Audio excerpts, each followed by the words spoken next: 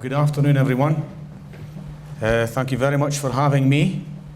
You may be able to tell that I'm speaking in English, but I'm from Scotland, and I will do my very, very best to ensure that I don't speak too fast and too Scottish for you.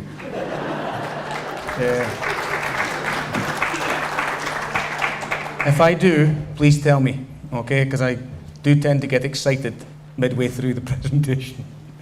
Anyway, I'm here to talk to you about computer games as learning tools and about the work I've been leading in Scotland for the past 5 years with computer games. Before we begin, can I just get a show of hands, please? Now, don't be shy. Who plays computer games? Who doesn't? You want to take a look at yourselves, folks. You don't know what you're missing, honestly. Really. Ridiculous. Anyway, let's crack on. Game-based learning in Scottish schools. Look at this guy. He's 4. Can you describe him to me? What are you seeing? Interested. Concentrated. All these good educational words that you'd love to use to describe your pupils, I bet. Look at him. Look. Curious. Satisfied. Yes. Now, the question is, what is causing such interest? Well, he's got a new pet, but it's not a gerbil, and it's not a guinea pig. It's this, look. This is called the iPad. And it's from Sony for the PlayStation 3. And it is an augmented reality toy that hooks up to the games console with a camera, and it projects. Your hand appears in the game, and you can stroke this virtual pet, and it reacts to you. Is it any wonder children want to play computer games? You feed it, you wash it, you take it, put it to its bed to keep it calm. Wonderful. Now, look what you can do with it. It's intelligent. Now remember, this is for a games console built for entertainment. But as I go through my talk, I want you to think about how we maybe need to rethink what educational technologies might be and what we should be doing as teachers in relation to connecting with young people who are coming from a digital world with games culture. Listen, you've drawn this aeroplane for the iPad. Now watch what happens next. Watch. You show your drawing to the iPad and to the camera, and your aeroplane is copied by the iPad. Now we've got stories of 4- and 5-year-old children at the drawing table in nursery, drawing all the time, improving their drawings because they want their iPad to copy what they've drawn. Now watch what happens. It's magical.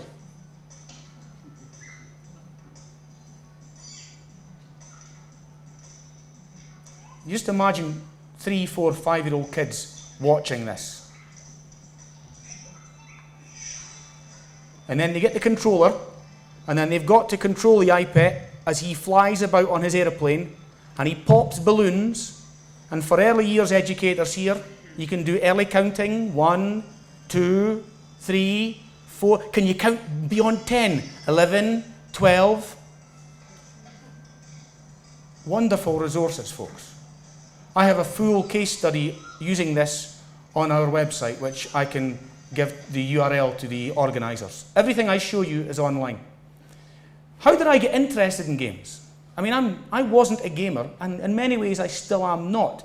But what happened to me was, I was a primary school teacher, and then I worked as a university lecturer, and I now work as a national advisor with a government agency in Scotland. But when I was a teacher, on the last day of term at Christmas, children get to bring in toys. Do they do that in Austria? Get to bring in toys for fun on the last day? So the children brought in the usual suspects: Buckaroo, Kerplunk. Do you get Kerplunk? You know that one where you pull the sticks? Mousetrap. All the usual suspects, but somebody brought in a Super Nintendo.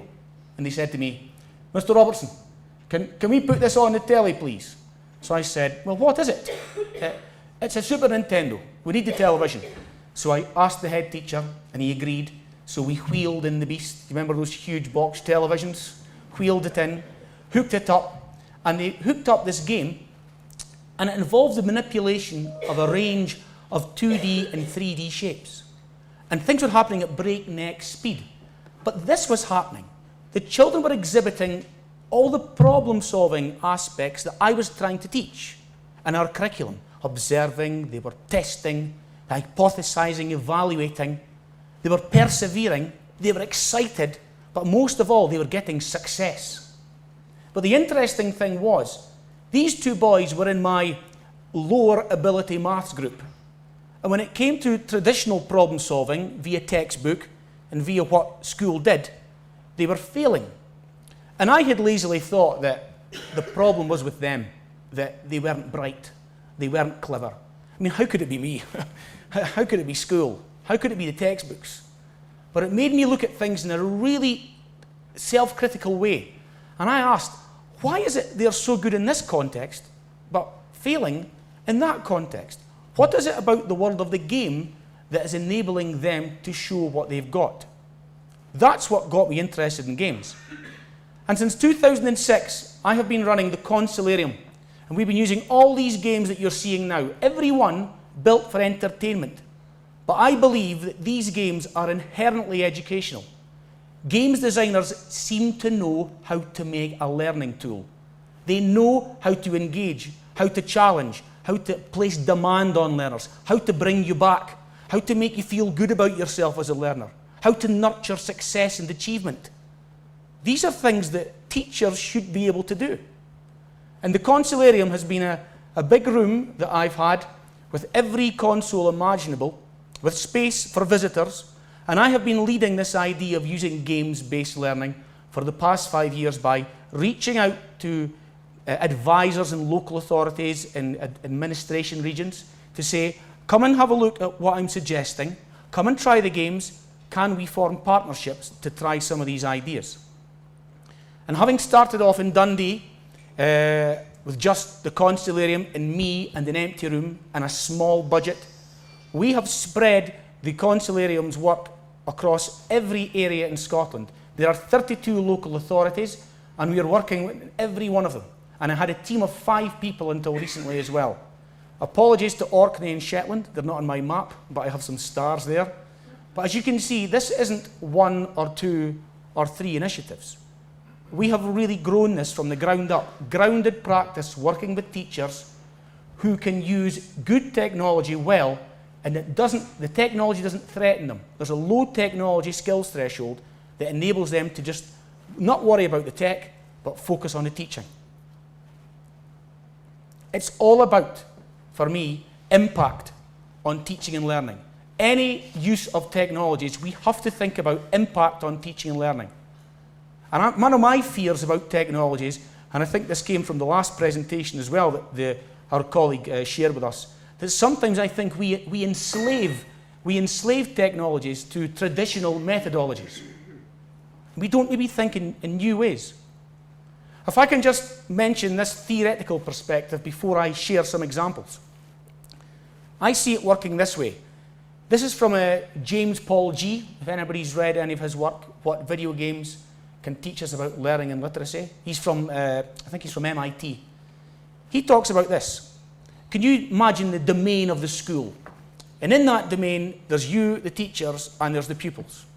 Now, you are really the ones with status, experience, expertise, mastery of content. You're the ones with the dominant position. The pupil really is a visitor into that domain. Although they have some ownership and some status, they're visitors.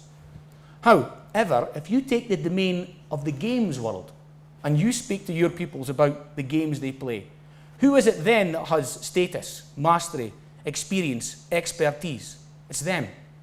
So our thoughts are, if we situate learning within a context such as a game or within a games world context, and we link it to what we have to teach in school, where those two domains intersect, we feel we're both there.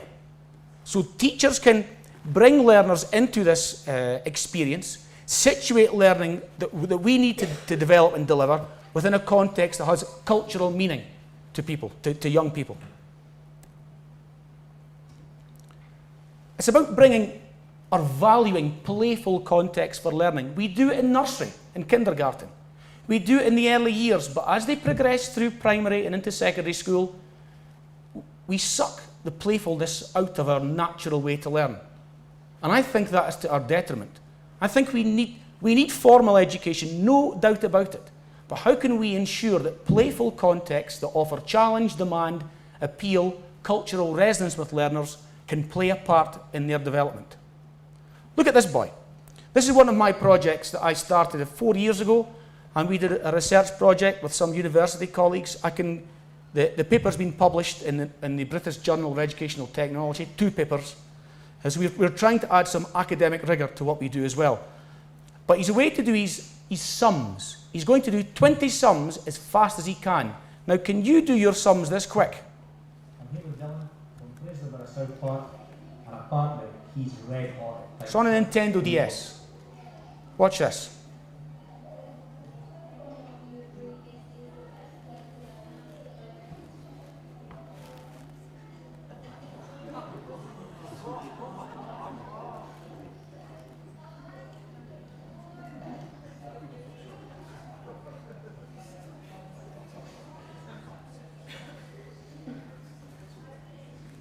Okay, that's the fastest I've seen any school child do that.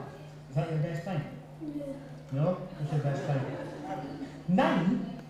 Now, 9 seconds, his best time. Well, my nose, as they say in Scotland, was out of joint because my fastest time is 10 seconds. And I can't get below 10 seconds, so I wasn't having some 9-year-old boy being faster than me. So I said to him, prove it. So he did. He opened up his profile and he showed me 9 seconds. I had no argument. I thought, chaps, I am not worthy, okay? We did this because when I played Dr. Kawashima's brain training on the Nintendo DS when it first came out, I couldn't put it down. Now, some people will use the addiction word. No, I couldn't put it down because I wanted to get better at it. Because when I first did it, it told me my brain age was 42, and I was 38 at the time, and I wasn't having that. So every day I played it until I eventually got down to 20.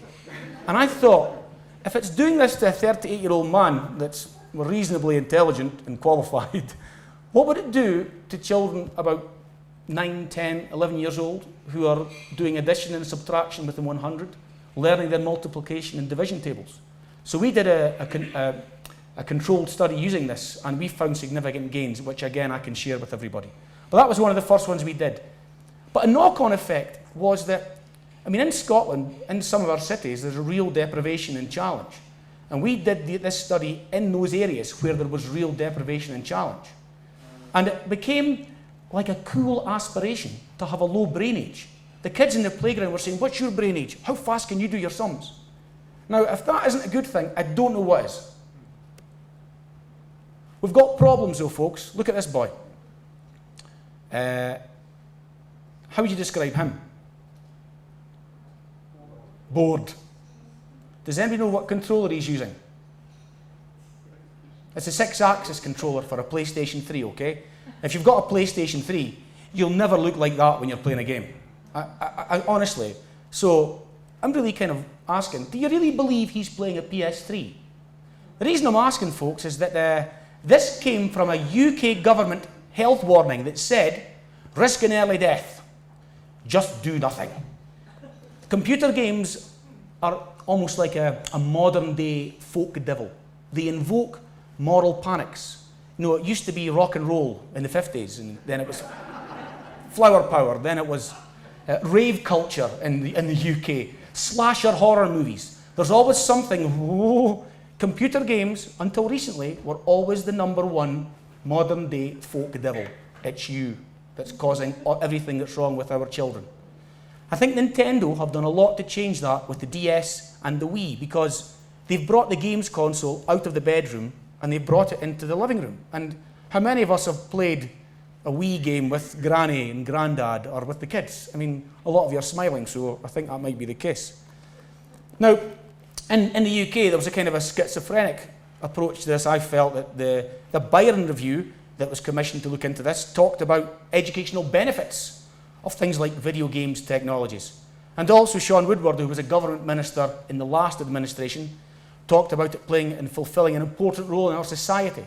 And there was a recent Hope Livingston review that talked about the necessity for us to be looking at games technologies and games design in schools in order to prepare learners for the developing skill sets they will require to engage with digital industries. Just look at that. That's just so wrong. But there are issues with games.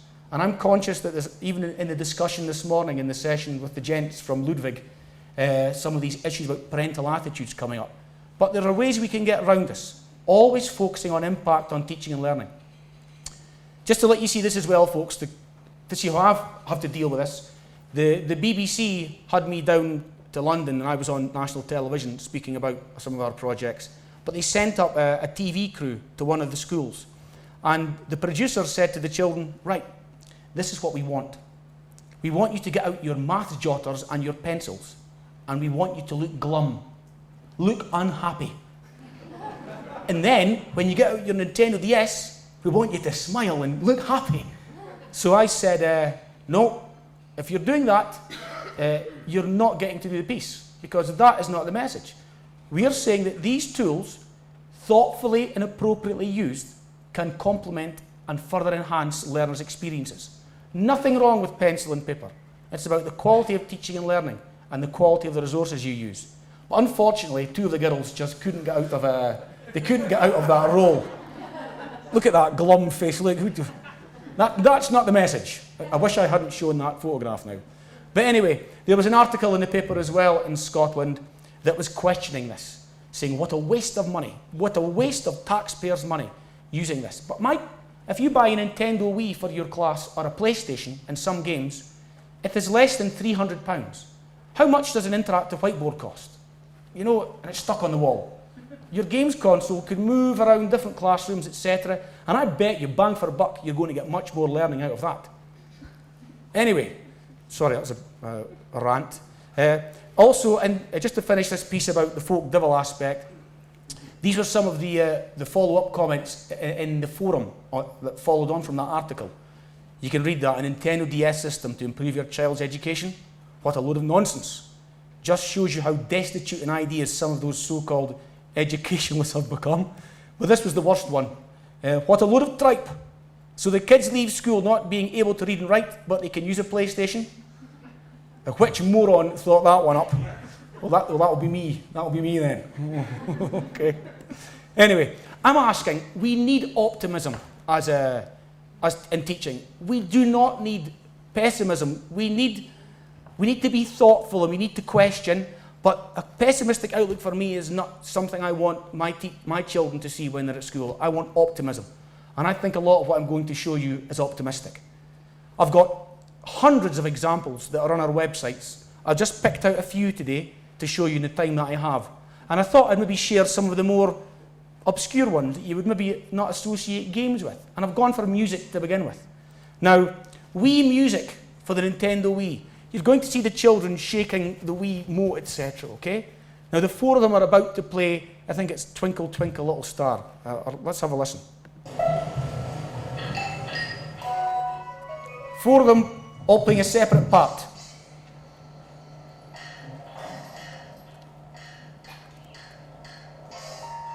Was do a deer. So they're understanding these kids are primary 5, they're 9.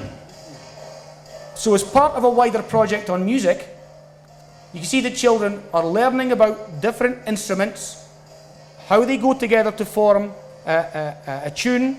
They've also learned so much about musical notation and the history of music and genres of music and their own cultural music from their area in Scotland, fiddle music and dance music.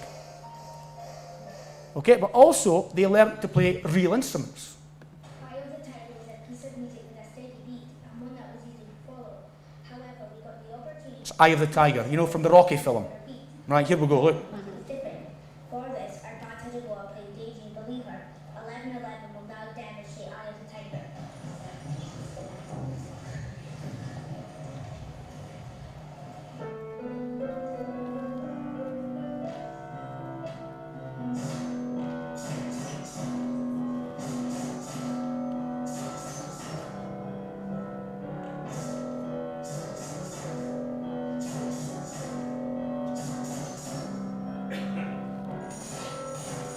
Okay, getting the idea with that?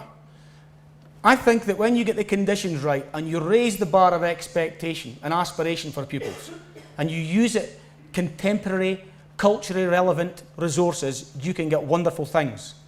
Look at this, made by primary sevens. They've written the words.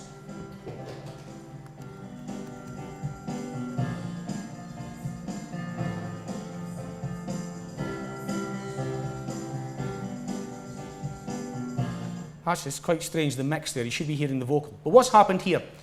I bought Guitar Hero. You know, anybody played Guitar Hero? You know Guitar Hero for the... One person at the back, or two people at the front.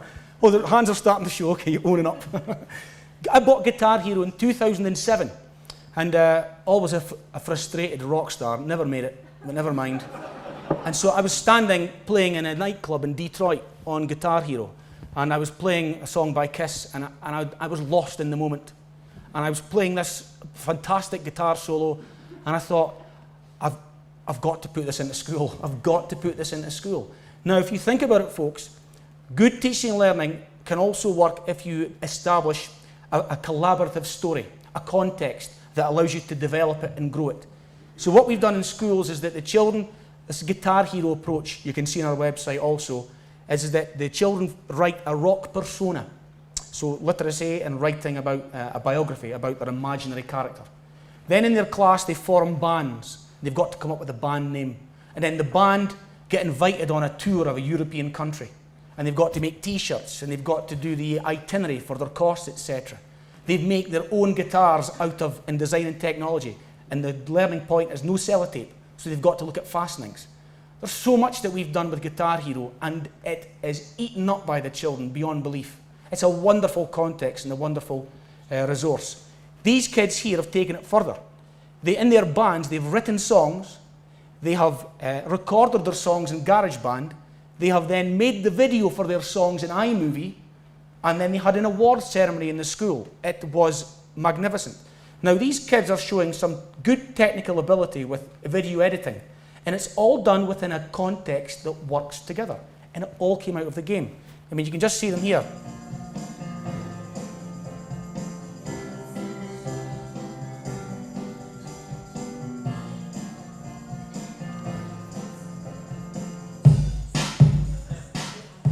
Something wrong with the mix on the audio.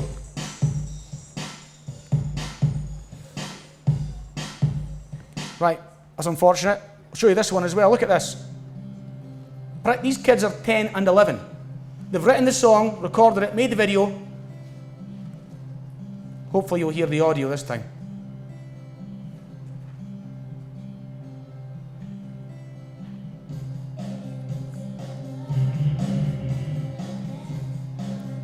Now watch this bit with the time lapse on iMovie and the way they've gone from black and white to colour. Again, they're 10 and 11. Look at that.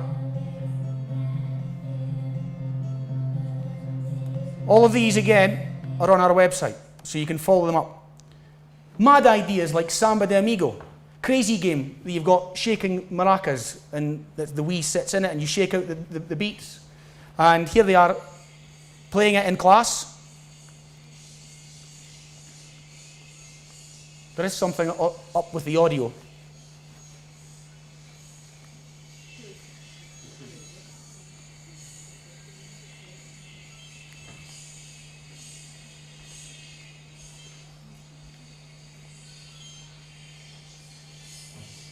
Okay, I'll stop that because the audio's not coming through very well. What happened though, folks, with Samba de Amigo is that the teacher used that for a topic about Brazil. And again, a collaborative story that all came out of the game itself. And it was all set in Brazil and in the favelas.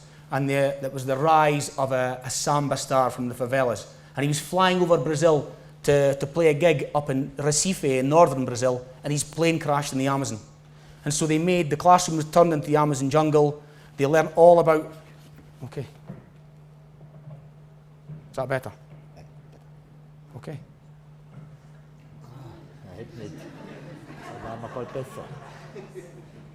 Am I too close to it? Too close. Okay. Sorry, folks. Is that better? Am I shouting? So they learn about samba culture. They learn about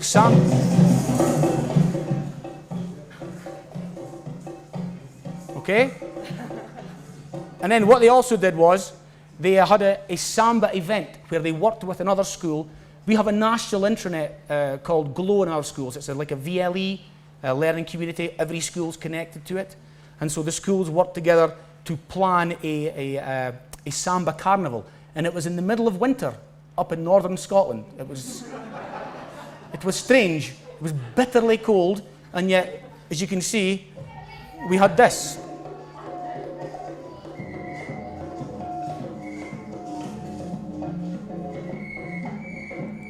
Okay. Now, I'll jump past that one. Let me just see now here. I'll jump past that slide because of that's quite long. There's a boy that I'm interviewing, and he just says to me, listen, it's learning. We are learning, but it's exciting. I can't get enough of it. Right, let me just show you this. Secondary school. This is a literacy project. And I think iTunes is fantastic. There is so much on iTunes that you can get for free. And if you go to iTunes and you go to Kids and Family for podcasts, you can find a whole range of free audio resources that were about in the 30s and the 1940s and the 50s, when families didn't have television, when they would sit down at the radio and listen to drama. And my thought was we could use some of these, like the old-time radio detectives, the old-time radio thrillers, old-time mysteries, old-time westerns. You should hear some of the language that's used in the 1930s in particular, and also in reference to America and Japan, because I think the Americans had just been bombed, and it was coming through in the kind of cultural propaganda that was coming from American. We can use that in history, right? That's the point I'm making. But what I found was this one.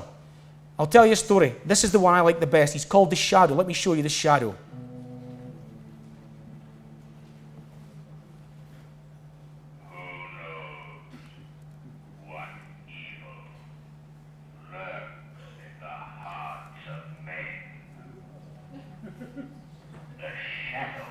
He knows. Now, the Shadow is a society gent. His name is Lamont Cranston. He's from New York. But he's been to the Orient in the Middle East. This is back in the 30s, when that was a strange place to be. And he's learnt to cloak his appearance when he's in the room with people, because he does stuff to your mind. So he's the criminal's arch nemesis. So I thought, right, I listened to that, and I thought, we could use that along with a game such as this, Hotel Dusk, for the Nintendo DS. It's a narrative-driven noir game. It's in the noir genre. So we used this. I'll let you actually see it. Look, it's kind of like this. Look. We used this game on the DS, gave it to the kids for homework over the Easter holidays. They all did it for homework. Every one of them completed it. And when they came back, there was no gameplay in class. Yeah, they looked at things and showed each other stuff, but they weren't spending time playing the game. What the teacher did then was use that to drive exploration into the genre of noir. And so the children then found out more about noir texts, noir authors, film noir, radio noir, all these things. And they understood the kind of basic tenets of it. And I'm sure I've got something here. Well, here we go. Look, here's a... So the idea was that they would write their own noir story. And through syndication, through iTunes, the idea was to split your story into 6 parts so it could be delivered in the old-fashioned way of a part a week. So can you imagine having a real audience and a real purpose, a worldwide audience for your writing that could be syndicated right through iTunes? So the children then had to get to work and to start to write their stories, to record them, to dramatize them, to bring in the music, to bring in the sound effects. Okay?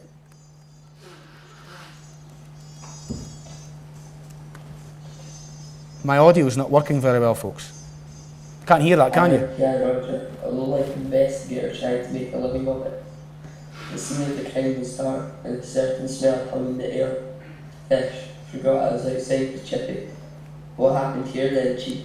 That was a Scottish joke, and you missed that there. Okay, but apologies for the audio. Right. In Scotland as well, we are changing the way our curriculum looks at technologies and what techs are. It's saying that a text is the medium through which ideas, experiences, opinions, and information can be communicated. And it's got films, games, and TV programs are included in there.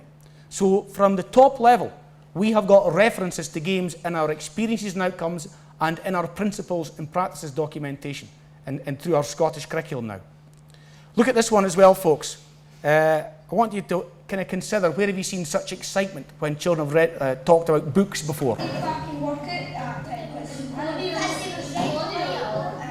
So there's a bit of confusion here. What happened to the Simon character?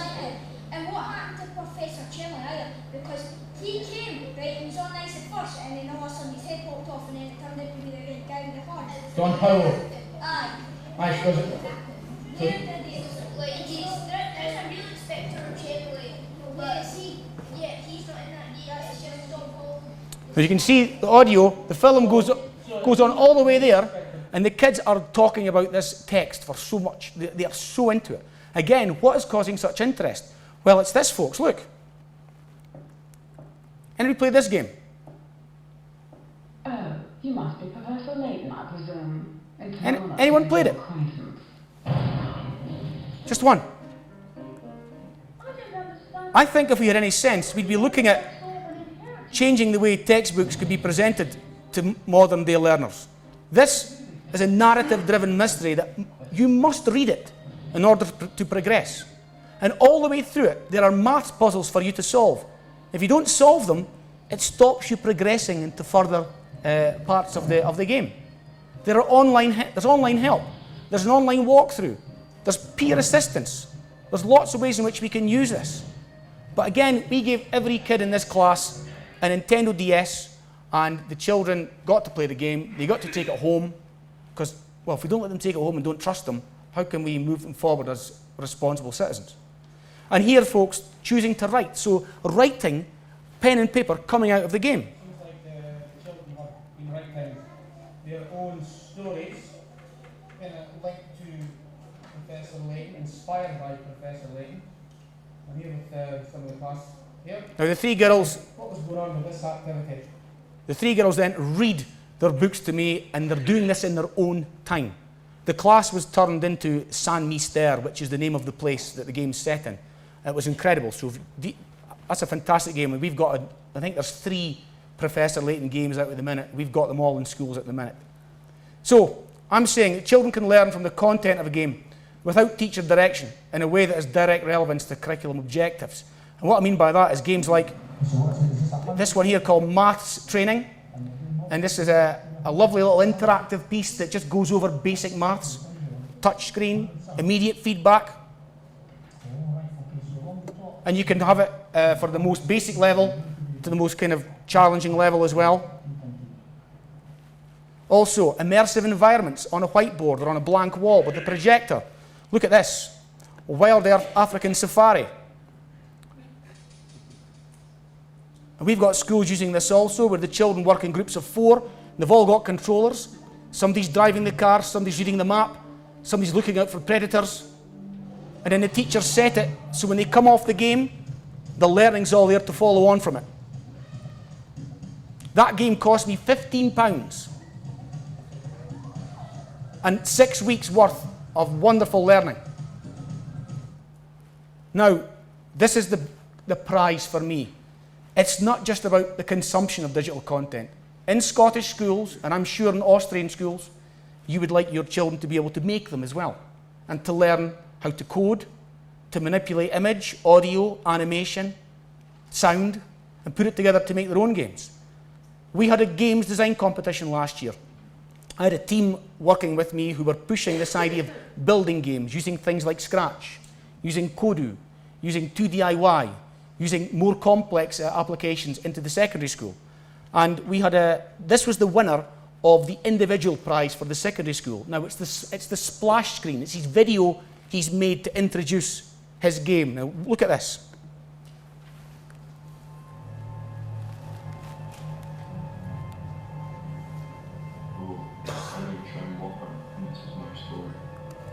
In December 2004, I received a call from a man on behalf of a mythical Greek criminal organisation. He offered me employment as one of the agents, yet capable to make up my mind. I joined about a week later a parcel arrived in the post. Inside was some money, plane ticket to America, and an electrical earpiece. I wish I'd known what I was signing up for.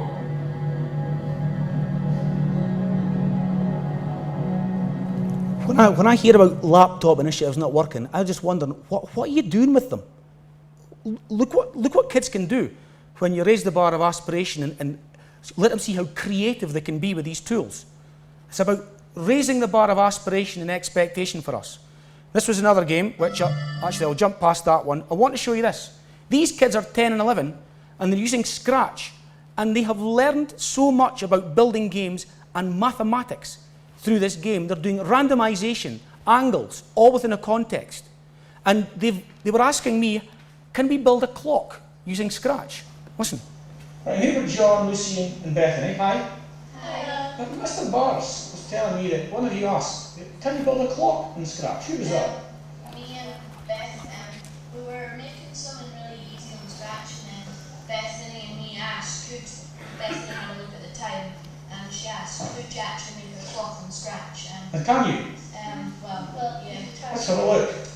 Well, actually, that's like for the blue hand. It's when If you haven't seen Scratch before, folks, on the left-hand side is where you put the bits together to start to build the game. So it's the code, and it fits together like a jigsaw. And on the right-hand side is your palette. And so you can build sprites that can all build up together. And so you can see them. They're going to be able to tell you what they've done in terms of, right, we've got a second hand, a minute hand, and an hour hand. We'll need to do them individually and program them. Okay, let's work it out. Just for the blue hand. But it says like, wait when green flag is clicked. Wait for 1 second, turn 60 degrees forever. Now, in the video, you talk it all the way through, okay?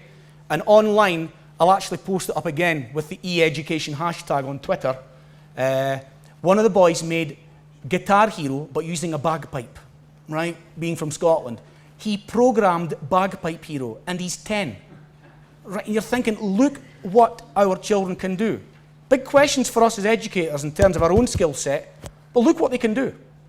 What's good about the Scottish curriculum is that it is now explicitly stated in our new curriculum guidelines that children in upper primary will make games. And it goes into the 3rd level and into the 4th level before they go on for their qualifications. Now, I actually think it should have been down in the 1st level, because we have young children building games now. They're 6 and 7, making games so other people can play them. It's about creating a culture and a mindset in our young people that I can build and make things as well as consume. Last bit, folks, also maybe more pertinent for secondary school, but you can use games to deconstruct them and to use them to say, how are they commenting on society today? If you look at games such as this one, the name's completely gone out of my head, Overlord, right? Overlord is about invading another country, smashing its people using shock and awe tactics, and all this kind of idea, right? Now, this may be useful for us to look at how propaganda is used through games as well. Also, things like Stardoll, which I think is a good resource. There's lots of good community in there, good activities for girls in particular to engage with. But what it's saying to the girls is that you become a tall, leggy blonde, and you go to the mall to buy designer clothes. Now, that may be fine, but I think that this is a good tool for us to use with children, with our young learners, to say, let's get under the skin of that. Is there anything we maybe need to discuss here? Is that the way we really should be as people? Is that what we want for ourselves? To finish, folks, without technologies, in today's world, I think we are doing our children a disservice. There's a huge amount for us to consider in terms of professional development and introspection about our own selves and our own worries and fears about not being good enough or up to the mark. But we're all on a continual journey as learners, and I think that we owe it to the children that we work with in schools to ensure that we can be the best that we can possibly be with technologies in order to use them effectively in teaching and learning contexts. Folks, thanks very much for inviting me today. I hope that's been of interest and of use to you, and that's me. Thank you very much. Thank you.